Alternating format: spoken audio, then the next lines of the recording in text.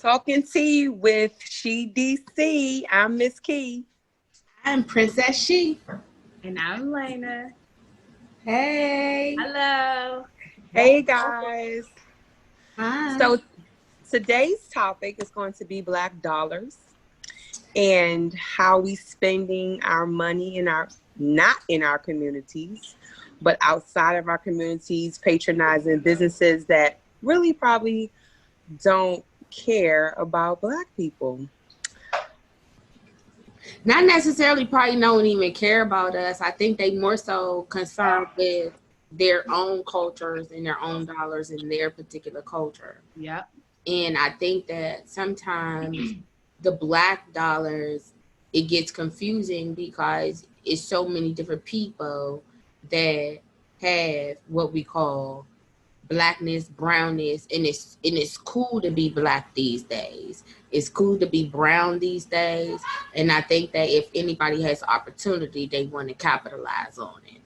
So, Black dollars is a very important thing, especially for us to not be bamboozled again. In addition to us being able to fight for ourselves as well as our money. Yep. It would be very interesting for us, I think, if we could recreate Black Wall Street. I think that Black Wall Street was a time in our community where we really poured ourselves into our own businesses, our own resources, just basically patronizing one another and supporting one another. And I don't think that's really happening right now, where we're in the communities, at least that I've lived in, and what I see here in North Carolina is just not happening. We go to the Asians to get our hair. We go down the street, and we go to the big box malls. We order from Amazon, and all those things are good. But if Sister Girl down the street got the same thing that Amazon got, I'd rather go to Sister Girl and get it, because I know that money is going to circulate back around to me somehow, versus going to someone that's sitting, I don't know, in Giblet with a t-shirt.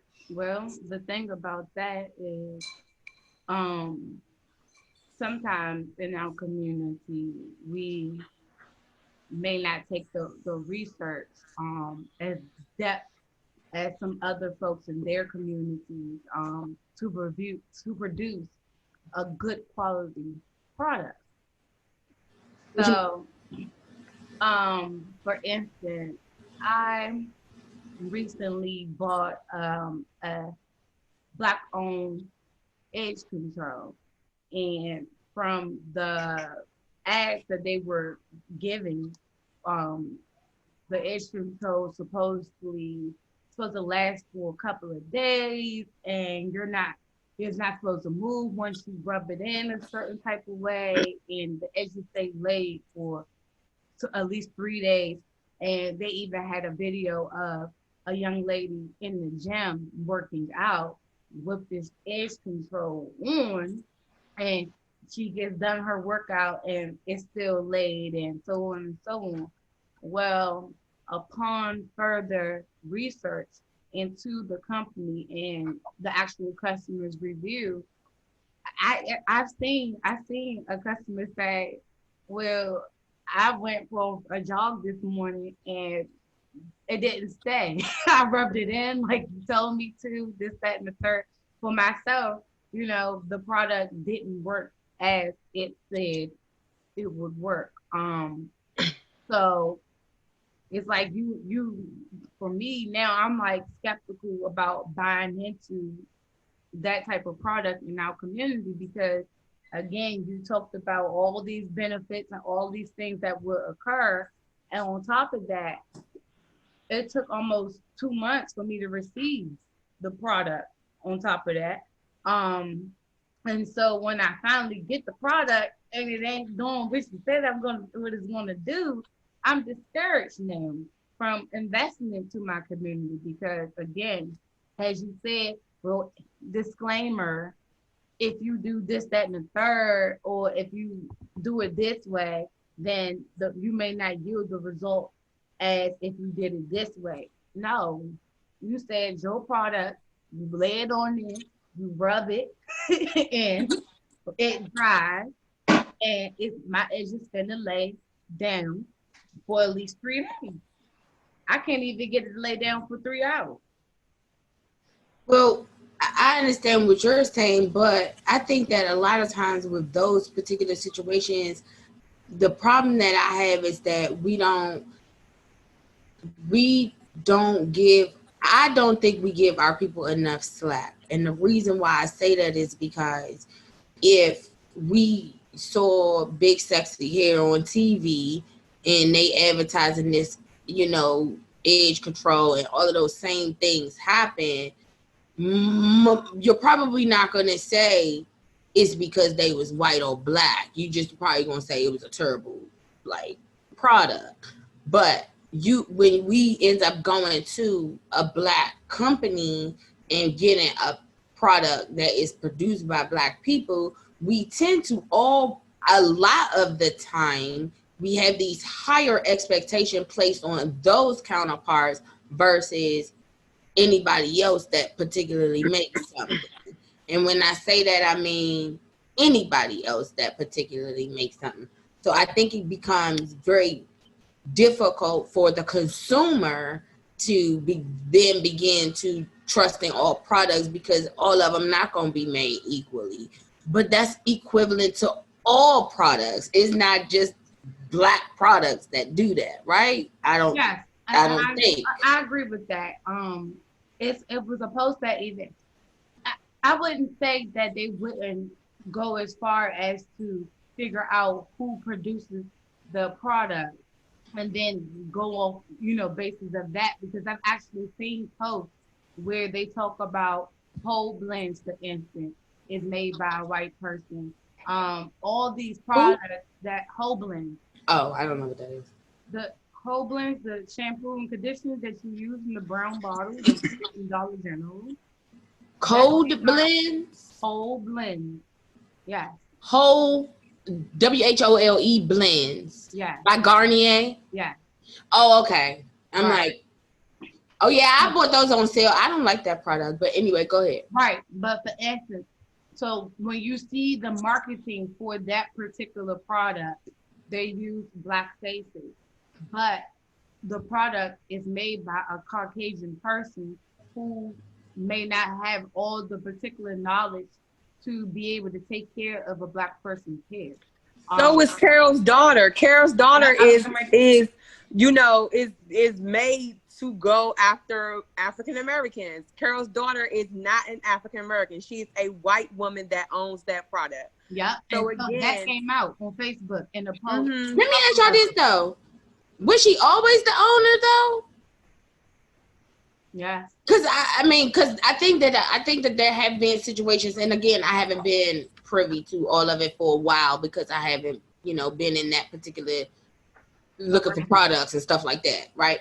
But I thought that sometimes the products are owned by black people, and then a bigger company that's not black comes and buys them out, and then they listen, that may be the case, but then don't continue to market yourself as being a black-owned product for black people, because I'm sure that what eventually happens in manufacturing is that you don't continue to stick with the same recipe that black person provided to you. You learn to cut corners. You learn to replace certain things with other things that's cheaper to make. And then it becomes not a black person's product. It becomes whoever else's product. Yeah. But you're still running commercials with the black lady doing the black sister hair in a chair. So, I hear what everyone's saying. And I think that communication is an important problem that we as the community ourselves do not have. We don't know how to talk to one another. We don't know how to express ourselves in a manner that is business-like. If I'm getting something from the edge control lady that I was expecting to work a certain way and it didn't work that way, then the thing that I would do would email her, have a conversation with her about my experience, in hopes that she would then take that and make it be better. But for us just to say, well, it didn't work, I paid all this money, I waited 5 months, all the complaints, where is the answer. Solution. And I think sometimes, you know, when we even go into these big box places, for instance, I bought a pair of shoes at Nordstrom Rack. Mm-hmm. And they were a nice pair of little mule sandals. And I wore them maybe twice. And the sole broke on them. I was so pissed and upset just because in my mind, I imagine that going to Nordstrom's is to buy a pair of shoes is better than me going to Walmart and getting a $5 pair off the rack.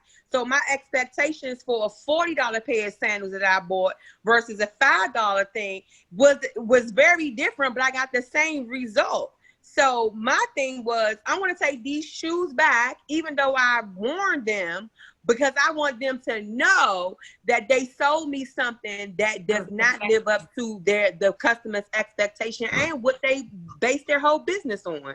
So I just think that we just need to learn how to communicate with our Black businesses and let them know the things that we're displeased with. And on the flip side of that, the owners of these businesses also need to get their game together, because I go to a lot of Black-owned restaurants and the menu say one thing, they got 3 things listed. Mm-hmm. They act like it's a problem to have to ask for napkins. They're nasty. And it's like you're charging, first of all, outrageous prices for your food, because I get it. You got to pay your rent and pay your people. I get all that. But I'm still willing to pay these prices you're charging. You don't have napkins. You don't have the things that I'm asking for. Well, what do you have? Why are you even open? Is my question. And then they had the nerve to go and franchise themselves to other locations as if the first location was being serviced correctly. Right. I don't know about it. Well, that's an interesting concept in itself, though, right? Because I think I read somewhere recently where Chick-fil-A just became a different they're a franchise now.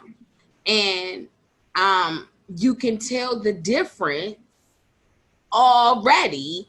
And I think that's absolutely ridiculous. Like, once you become a franchise, it becomes different. But you said something earlier that I wanted to go back to. Both of you said something about when you're making the products for a particular situation, right? And then you start making them and you don't have necessarily the education that you need in order to continue producing these things. Now, since we're talking about the Black dollars, right? Mm-hmm. And the dollars staying in the community, I'm trying to understand how it is. I apologize. I'm trying to understand how it is that I saw this hilarious video and I wish I could remember, but I saw this hilarious video. And basically the whole concept was Black people don't know how to spend their money with Black people.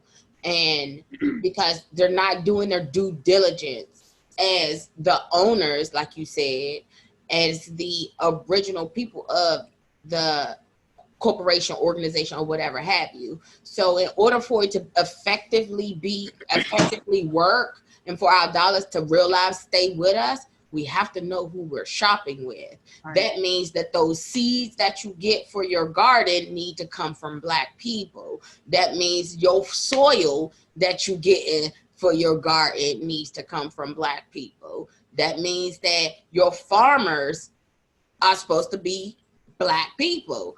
Otherwise, you still in a situation where your money is not going to stay there because you don't know where all of the products are coming from. You don't know where the source of the product is coming from. So if I'm just going to you, Miss Kee DC, going to your store and I'm shopping with you, but you get all your shit from Amazon, all your stuff, but you take the time to get all of your stuff from Amazon, then how's that helpful? Right. How's that beneficial? Right. Because you took my Black dollars, used your Black dollars, added to it, and then turned them and gave them to white people. Right. Period. Or other people, because let's be clear, don't necessarily got to be white. So it's this concept here in North Carolina that I love. It's called the Black Farmers Market.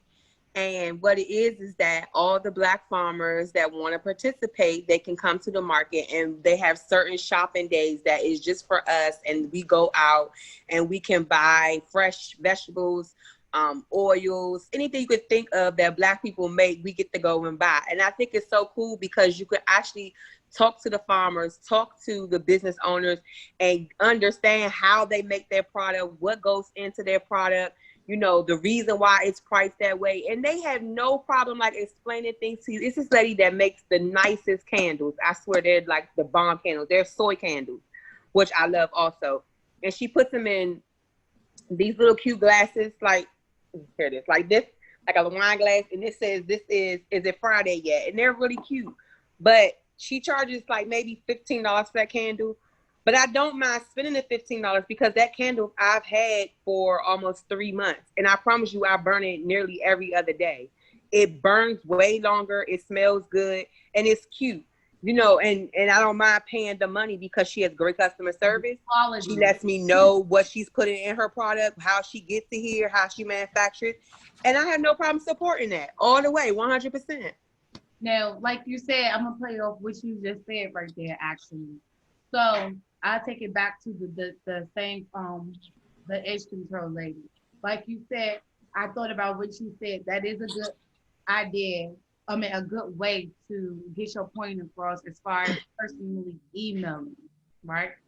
So the thing about that though, if you're being told via a live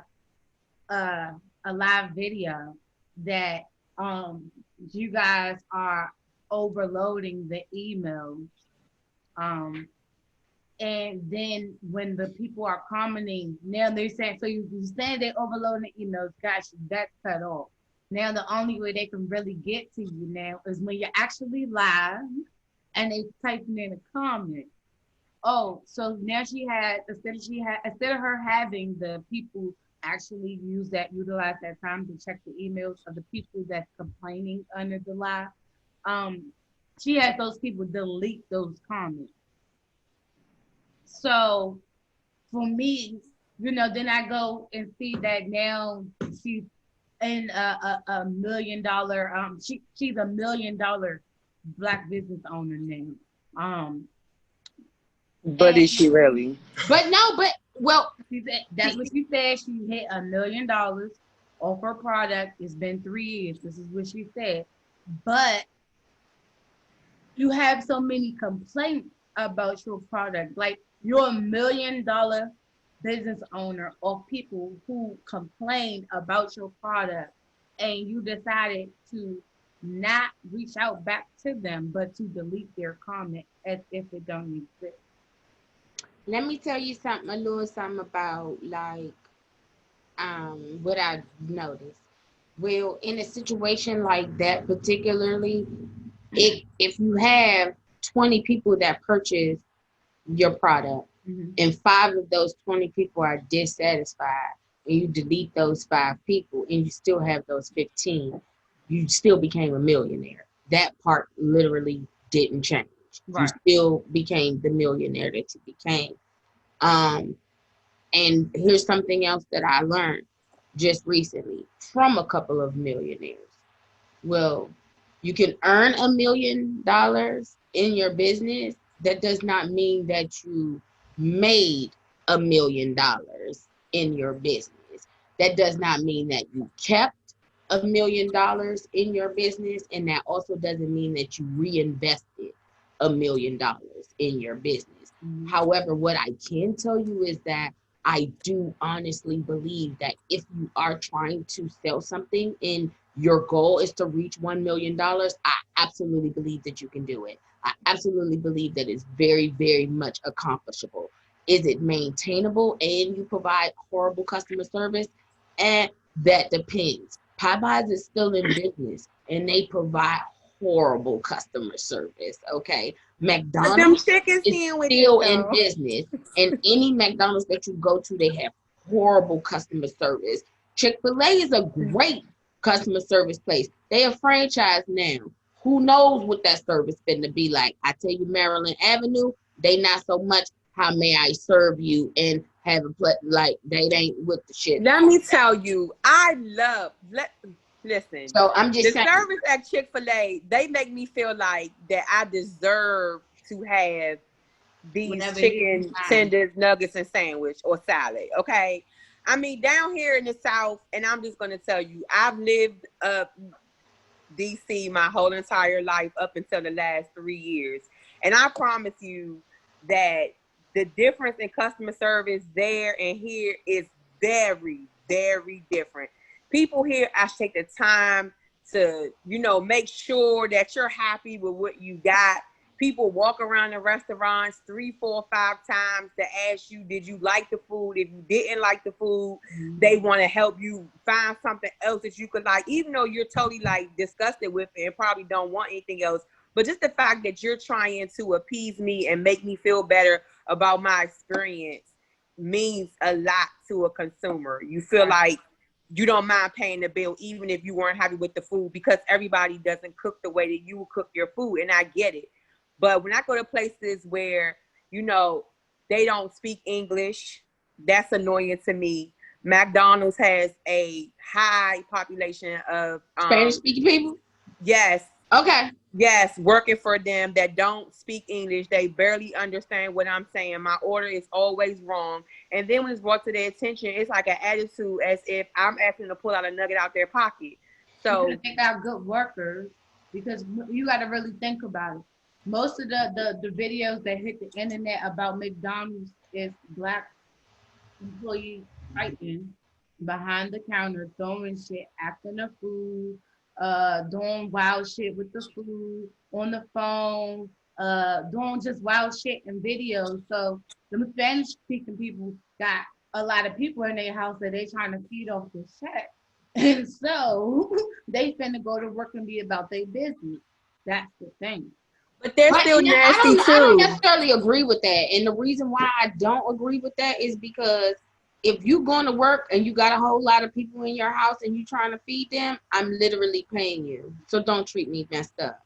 And I think that that's what my problem is. I don't care if you're black, white, orange, yellow, green, purple, gray. Okay. You cannot treat people horribly and continue to receive those same dollars. Right. Because at the end of the day, you should be, again, you should be very conscious about where you spend your dollars. But people are not, and that's the whole reason about this show, because we have people, celebrities, Gucci, people that have came out and said that they did not like our culture, our people. They have done things that have made a mockery of our history and things that we went through in life. And we still get in line and go out there and we support and spend money on these things. I don't care if it's fake. I don't care if it's real. If you're in some shape or form patronizing a person that does not like you. Michael Kors came out and basically said that he does not make clothing and items for African Americans. But you know what? That's not new though. And that's what's so frustrating to me. That is literally not new. Tommy Hilfiger did it. Donna Karen did it. Okay. Who else did? Eddie Bauer did it. I specifically remember these things. And I also remember Black people continuing to buy those things. I also remember Eddie Bauer going so far to stop making the damn coat that all of the Black boys had. If you was, you are not Eddie, yes, absolutely. And I can't even remember what the name of it was, but if you in the 90s, if you one of them 90s, bear, that's what it was. It was a bear, Eddie Bauer bear coat, absolutely, with the little pockets and all this. Babies was losing their lives for coats, okay? And now you got to say, you got North Face. I don't know if the North Face has ever said anything like that before, but I can tell you that it's not Spider now. It's Spider now. Listen, and I'm going to tell you one goodness, the honest, the goodness truth. Anybody that knows me knows that I do name brand stuff at the very minimum, because all of that stuff is real life created equally, in my opinion. Okay, my Columbia coat is kept me real nice and toasty. Okay, it was good and reversible, but it worked for me, huh? You can't do that while we doing this show talking. through. But what becomes a trend? Necessity. What becomes a trend in our community that makes that particular brand or that particular designer be the hot thing to go get, wear, and do? That's that's what boggles me. That's what boggles me. This is what I think happens. I think that during the process of someone coming up and reaching a certain level of stature with money, I think that those people become visual, and you can see those people on a regular basis. And so when you see those people, you don't realize that these people are wearing this because it was, number one, given to them, not paid for, given to them to wear, right? And in some cases, it's given to them to wear, and they've been paid to wear it, right? So, but the average, she not thinking about that down the street. She doesn't realize that the dollars that she's going in the store to purchase that same thing that she saw the girl on the internet or on TV get, she doesn't realize how detrimental it is to her thought process and her pattern and how it's feeding in, and she doesn't know when it's going to remanifest. And I think that has to do with just her seeing and thinking and believing internally that if she gets this thing, she's made it. If he gets this car, he's made it. I can make it if I had this. It's kind of like faking it until you make it. The problem is people don't continue striving to actually make it, because you can fake it till you make it. I think you can. And if you take the time to become financially free, you can legitimately make it. And you can legitimately buy all of those things. And it's okay if you buy those things and you're not living beyond your means.